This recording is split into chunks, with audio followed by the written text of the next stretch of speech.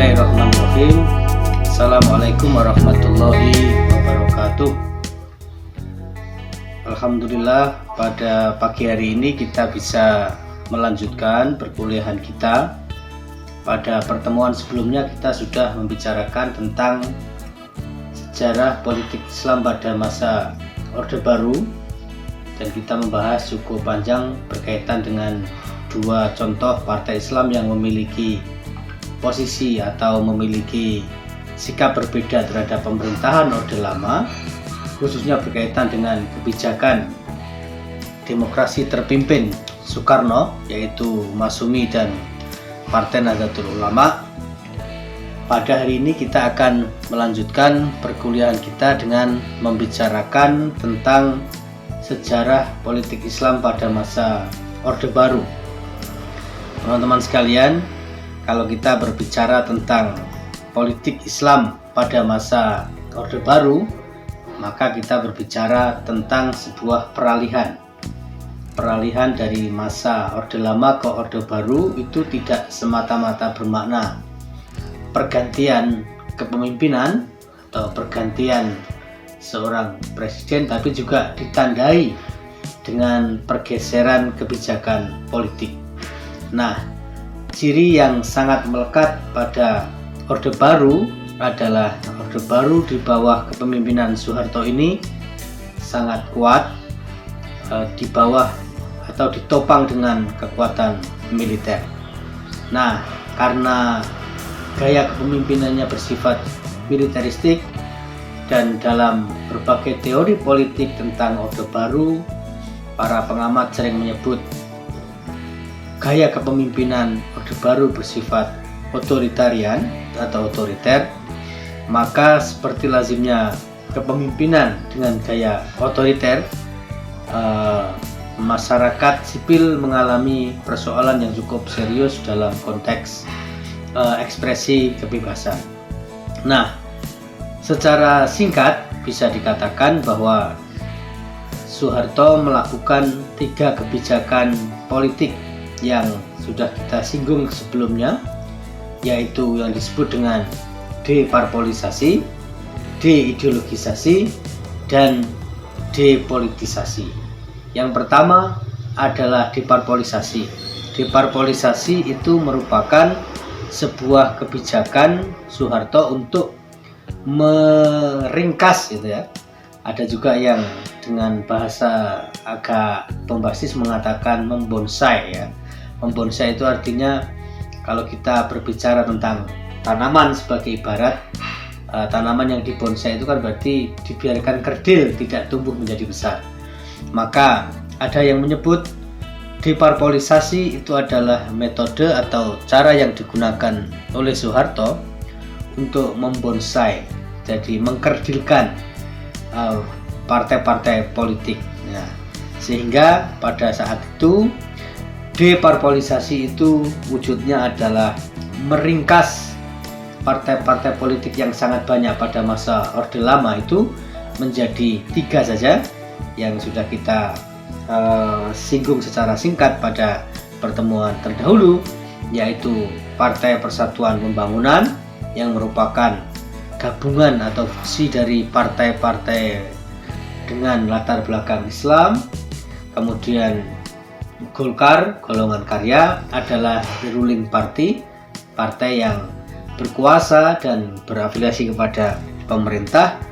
Kemudian yang ketiga adalah Partai Demokrasi Indonesia yang merupakan fusi atau gabungan dari partai-partai yang berhaluan nasionalis. Nah, kebijakan deparpolisasi ini diambil atau dijalankan oleh Soeharto kurang lebih pada awal tahun 1970-an. Nah, bahkan secara konvensional ada kelompok-kelompok tertentu yang wajib memberikan suara kepada golongan karya. Misalnya pegawai negeri sipil itu harus memberikan suaranya kepada Golkar.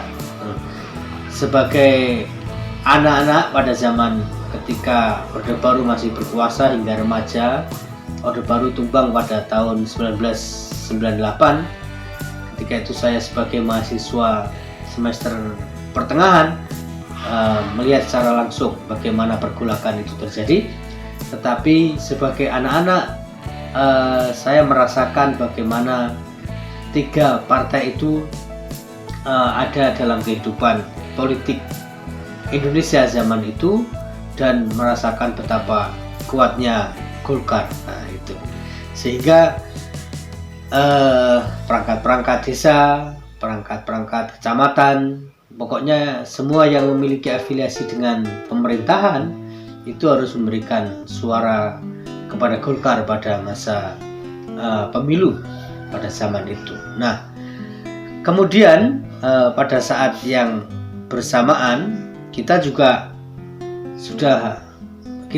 mengetahui, kita juga ingin tahu ya, bagaimana dengan nasib partai-partai lain, partai-partai Islam lain yang digabungkan itu. Tentu saja ketika digabungkan menjadi Partai Persatuan Pembangunan, tidak serta-merta persoalan selesai, karena ada satu hal menarik yang perlu kita kemukakan di sini adalah bahwa salah satu versi sejarah menyebutkan Masyumi yang membubarkan diri oleh Soekarno diancam akan dijadikan sebagai organisasi terlarang kalau tidak membubarkan diri itu, sebenarnya menaruh harapan positif kepada pemerintahan Orde Baru. Harapan itu adalah agar supaya mereka mengalami yang disebut dengan rehabilitasi politik. Rehabilitasi politik itu maknanya supaya ada harapan, supaya ada kebijakan politik oleh Soeharto yang mengangkat kembali atau memberikan ruang politik kembali kepada Partai Masyumi, atau dengan kata lain ya supaya Masyumi ini dihidupkan kembali gitu.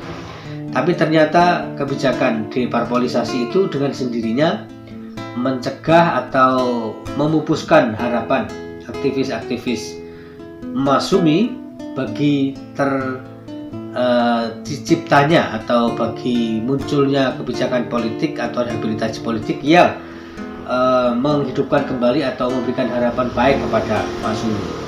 Sehingga Pak Nasir, misalnya Muhammad Nasir yang pernah menjadi Perdana Menteri pada zaman Soekarno, menggambarkan perlakuan pemerintah Orde Baru awal atau pemerintahan Orde Baru pada saat-saat awal itu terhadap Partai Masyumi khususnya itu oleh Pak Muhammad Nasir disebut sebagai seperti perlakuan terhadap kucing kurap. Nah, istilah kucing kurap itu digunakan untuk menyatakan betapa buruknya perlakuan Orde Baru terhadap kelompok Islam politik, terutama Masyumi gitu. Nah, itu yang terjadi. Nah, maka ini bisa kita tarik pada wilayah yang lebih luas, yaitu berkaitan dengan bagaimana posisi atau keadaan partai-partai atau kelompok-kelompok Islam yang menyuarakan penegakan syariat Islam atau Islam sebagai dasar negara. Maka dengan sendirinya, karena adanya deparpolisasi tadi, suara-suara yang ingin menegakkan syariat Islam atau Islam sebagai dasar negara dengan sendirinya sama sekali tak terdengar. Nah, terhadap persoalan itu, ini bisa jadi karena kekuatan negara yang sangat dominan. Jadi intervensi negara terhadap gerak-gerik warganya, terhadap perilaku warga negara pada saat itu sangat kuat itu, sehingga sangat mungkin tidak munculnya suara-suara yang ingin menegakkan syariat Islam atau negara Islam itu berkaitan dengan situasi seperti ini gitu ya. Kemudian seolah-olah ada kesimpulan bahwa mereka yang berbeda atau mengikuti jalan yang tidak seperti mainstream negara itu adalah sebuah pelanggaran. Bukan itu saja, kemudian yang kedua itu adalah tadi setelah diparpolisasi itu diideologisasi. Diideologisasi itu artinya adalah semua ideologi lain selain Pancasila itu tidak boleh berkembang di masyarakat Indonesia. Itu maknanya adalah organisasi apapun di Indonesia ini harus menganut satu ideologi tunggal atau disebut dengan asas tunggal, yaitu Pancasila. Maka pada tahun 1950-an pemerintah mulai menerapkan yang disebut dengan monoloyalitas. Monoloyalitas itu adalah pengharusan seluruh organisasi baik apapun ya, dari organisasi kemasyarakatan, kepemudaan, bahkan partai politik tadi itu untuk menjadikan Pancasila sebagai satu-satunya asas atau yang diistilahkan dengan asas tunggal. Dengan peraturan baru itu, maka setiap organisasi atau perserikatan atau perkumpulan yang tidak berasaskan Pancasila maka dianggap bertentangan dengan negara, dan karena itu harus dibubarkan. Teman-teman pasti tidak mengalami masa yang disebut dengan penataran P4. Jadi dulu itu ada upaya untuk menegakkan Pancasila sebagai asas tunggal, itu diikuti dengan aneka ragam kebijakan politik pada zaman Orde Baru. Salah satunya itu adalah penataran P4.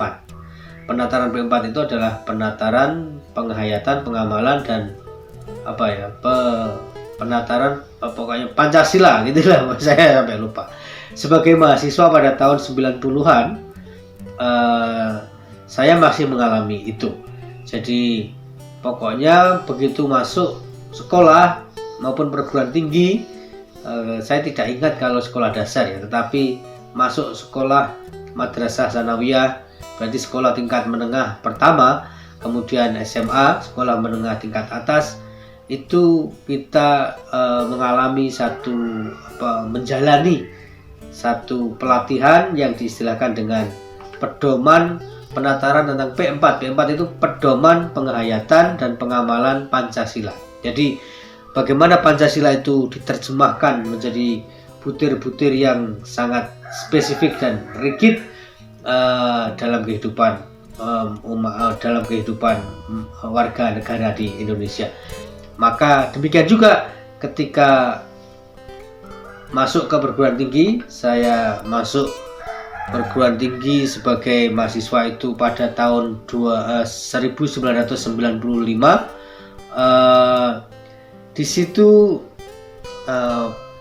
Di situ diawali dengan penataran P4 tadi itu, sehingga ya bagaimana kita menghayati ya, dan mengamalkan Pancasila. Kemudian di tingkat sekolah itu ada namanya PMP, Pendidikan Moral Pancasila. Kemudian juga ada pelajaran lain yang namanya PSBB, Pendidikan Sejarah Perjuangan Bangsa, yang tentu saja dalam perspektif ilmu kritis zaman ini orang bisa mempertanyakan ya, apakah pendidikan sejarah perjuangan bangsa sebagaimana yang diajarkan pada masa Orde Baru itu betul-betul mewakili fakta yang ada pada zaman itu, ataukah sekadar diciptakan sebagai bagian dari alat kekuasaan Orde Baru dalam kerangka 3 kebijakan tadi, yaitu diideologisasi. Tetapi kami mengalami ya, usia saya yang lahir pada tahun 70-an itu mengalami yang disebut dengan penataran P4, dan bagaimana pendidikan Pancasila itu menjadi sangat sentral dalam proses ideologisasi kehidupan bernegara. Nah, mungkin kita bisa kritis terhadap istilah ideologisasi ini, tetapi pada satu sisi tertentu lalu saya juga melakukan refleksi. Mari kita lihat kehidupan pada zaman ini ya, di mana nanti kita bisa bicara secara lebih khusus dalam konteks pemikiran dan gerakan politik Islam pada masa era reformasi.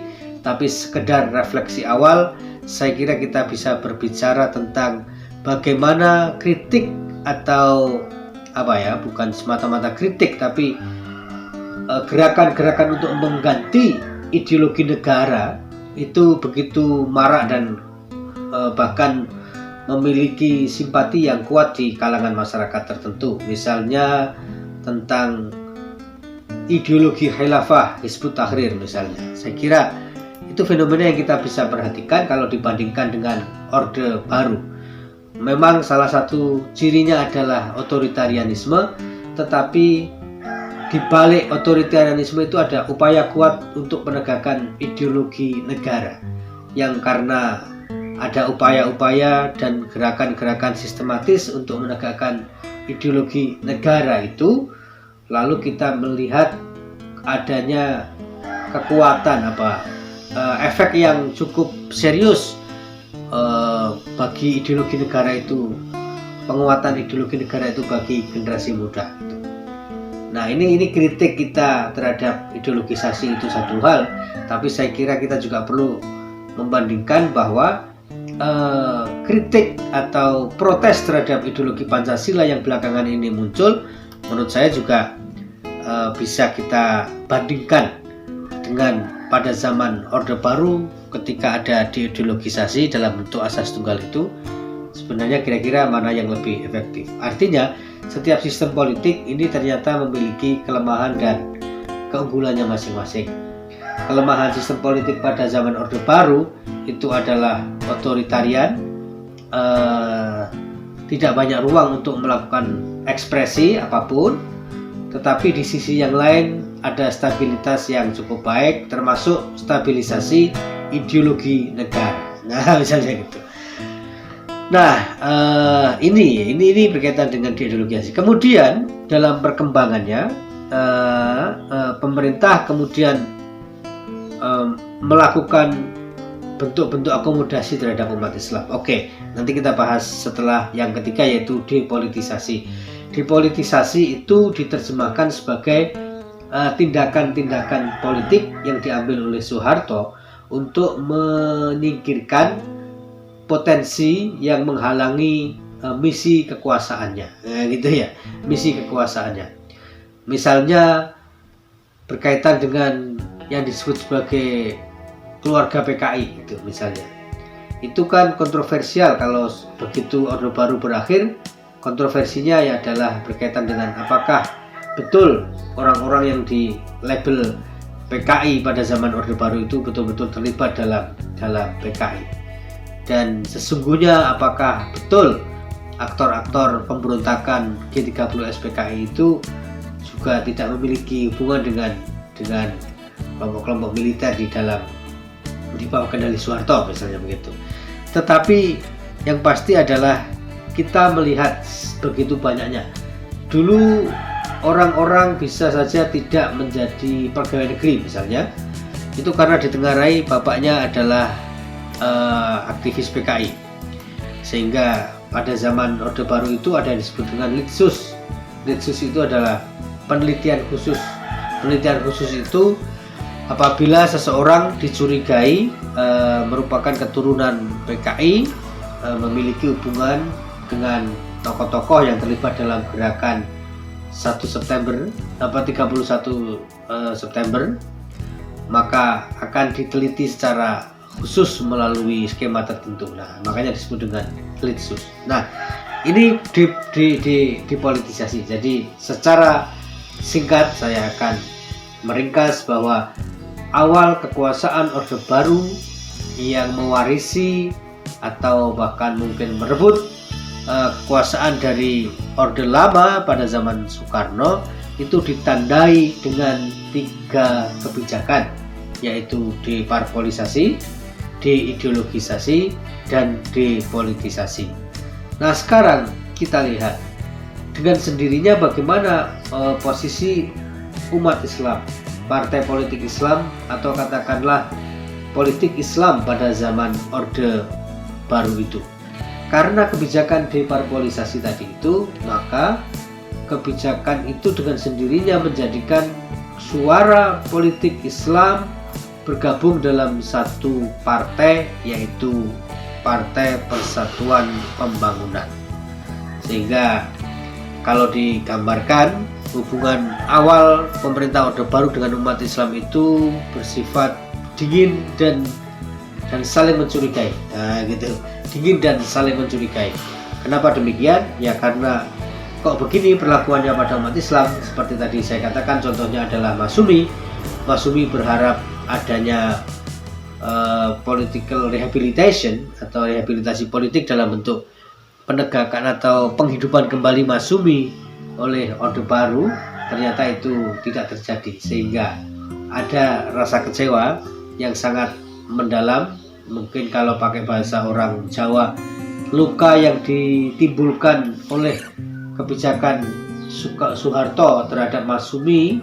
Jadi sudah sakit pada zaman Orde Lama karena disakiti, diminta bubar oleh Soekarno, berharap dihidupkan kembali pada masa Soeharto. Ternyata tidak terjadi, sehingga istilah orang Jawa itu mungkin jarem, gitu. Jadi lukanya itu begitu kuat, begitu parah, menyakitkan bagi umat Islam pada zaman itu. Nah, sehingga periode pertama, awal-awal periode Soeharto atau Orde Baru itu ditandai dengan hubungan yang dingin dan saling mencurigai dengan umat Islam. Tapi itu kemudian juga dibaca ya oleh Soeharto bahwa tidak bisa semata-mata mengandalkan diri kepada kekuatan militer yang memang berada di bawah kendali Soeharto, oleh karena Soeharto sendiri adalah seorang jenderal angkatan darat. Tapi pada periode-periode berikutnya kemudian terjadi perubahan, maka pemerintah kemudian mulai berusaha untuk mengakomodasi umat Islam di dalam kekuasaan atau di dalam kebijakan-kebijakan politiknya. Sehingga pada zaman itu kemudian pemerintah menghadiahi umat Islam atau mengakomodir kepentingan umat Islam dalam berbagai bentuk. Misalnya ya yang disebut dengan akomodasi struktural. Akomodasi struktural itu berarti mengakomodir umat Islam atau figur-figur politik umat Islam ke dalam kekuasaan Soeharto. Kemudian juga dalam konteks akomodasi hukum, yaitu pada tahun 1974 ada pemberlakuan undang-undang perkawinan. Nah, yang itu juga menjadi satu milestone penting dalam konteks hubungan antara Soeharto dan umat Islam. Bagi yang belajar sosiologi hukum, terutama yang berkaitan dengan hukum keluarga di Indonesia, saya kira tahun 74 ketika undang-undang perkawinan ini disahkan, itu lalu kita bisa melihat adanya perubahan-perubahan tata cara kehidupan di dalam masyarakat. Karena sebelum tahun 74 atau menjelang tahun 1974 itu di pelosok-pelosok desa kita sangat sering mendengar orang kawin cerai itu begitu mudah. Kita tidak tahu persis sebabnya apa, karena itu memerlukan sebuah penelitian sosiologis tersendiri. Tetapi kemudian setelah tahun 74 kok fenomena kawin cerai itu relatif jarang. Sehingga salah satu spekulasi yang bisa kita tampilkan adalah ya karena lahirnya undang-undang perkawinan tahun 1974 itu. Ternyata undang-undang perkawinan tahun 1974 memberikan dampak atau memberikan akibat positif bagi pembangunan kehidupan rumah tangga khususnya di kalangan umat Islam. Nah, ini berarti ada akomodasi hukum. Kemudian juga berkaitan dengan Undang-Undang Peradilan Agama pada tahun 1999. Jadi pada tahun 1989 ada dikeluarkan Undang-Undang Peradilan Agama. kalau kita baca sejarah yang berkaitan dengan munculnya peradilan agama itu cukup panjang, karena ada, katakanlah, melihat kepada sejarah pengadilan atau peradilan agama di Indonesia, sebenarnya peradilan Islam itu telah menjadi bagian dari kehidupan publik, kehidupan hukum umat Islam di Indonesia. Pada zaman Kesultanan tentu saja sudah ada peradilan-peradilan, misalnya peradilan Kodi atau peradilan Surambi dan seterusnya.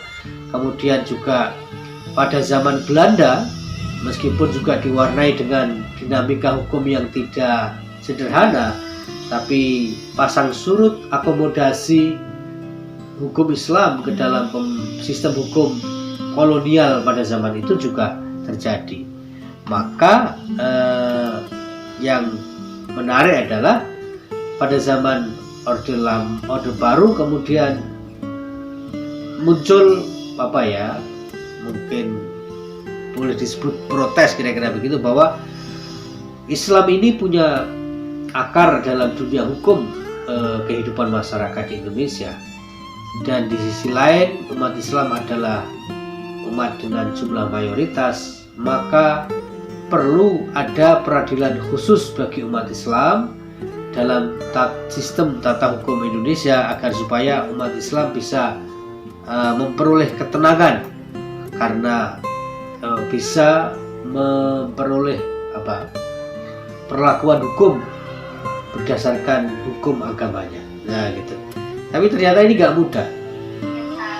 Tentu saja tidak mudah, oleh karena kita mengetahui, jangankan sistem hukum ya, dulu ketika pertama-tama Indonesia merdeka, kemudian terjadi perdebatan tentang bentuk negara ini apa, itu juga perdebatannya cukup panjang. Kelompok Islam tertentu menginginkan supaya yang dijadikan sebagai dasar adalah Islam, sehingga negara ini menjadi negara Islam.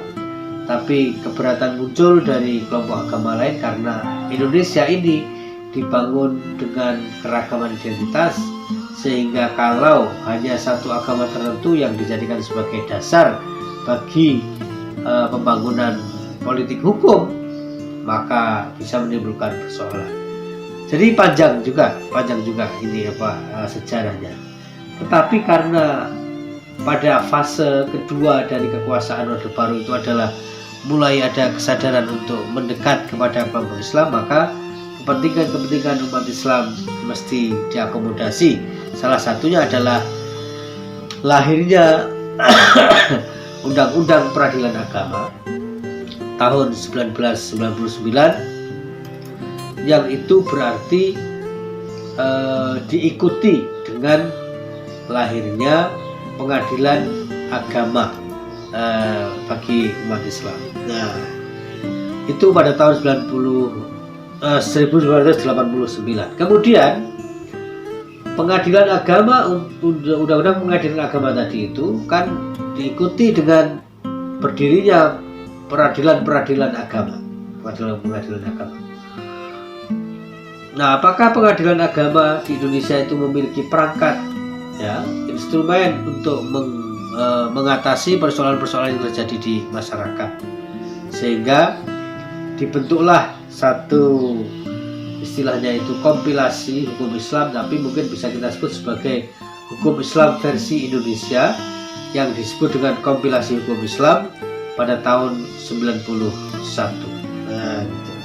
Pada tahun 91 itu, bagi yang belajar hukum Islam, politik hukum Islam akan segera mengetahui bahwa pada tahun 91 terdapat satu peristiwa penting, yaitu disahkannya kompilasi hukum Islam. Kompilasi hukum Islam itu adalah hukum yang digunakan di dalam peradilan agama oleh umat Islam.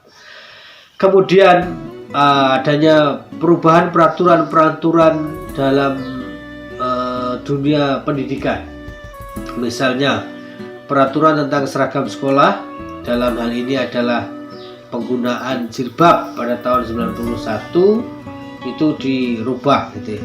Jadi yang semula tidak boleh menjadi boleh.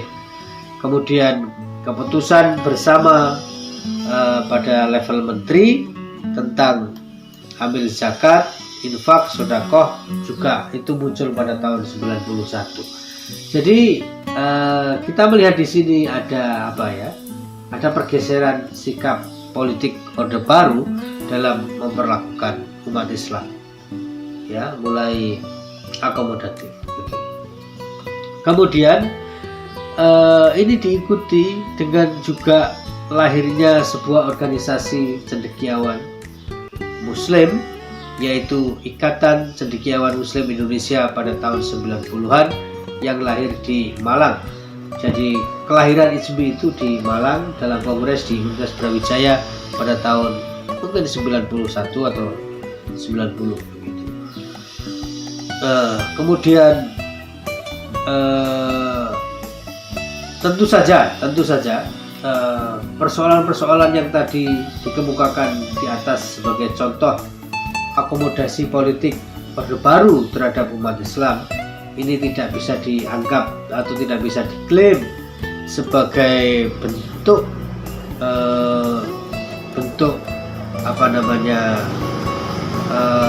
aspirasi syariat Islam bagi umat Islam, tapi tentu saja ini merupakan atau bisa disebut sebagai menandai akomodasi politik Soeharto terhadap umat Islam. Kemudian ada fenomena lain, yaitu persetujuan pemerintah terhadap lahirnya Bank Muamalah. Nah, jadi kalau kita sekarang mengenal ada Bank Muamalah, tentu saja tidak ada kebijakan politik di sebuah negara, tidak ada kebijakan apapun di sebuah negara tanpa melibatkan keputusan politik. Maka Bank Muamalah itu adalah sebuah bank yang dikelola oleh umat Islam, tetapi sebenarnya yang penting dalam kaitan dengan sejarah politik Islam Indonesia ini adalah tidak mungkin dong sebuah bank itu lahir tanpa adanya persetujuan dari pemerintah atau dari penguasa. Maka lahirnya Bank Muamalah juga menjadi fakta lain yang bisa kita ungkapkan berkaitan dengan akomodasi politik Soeharto terhadap umat Islam itu. Kemudian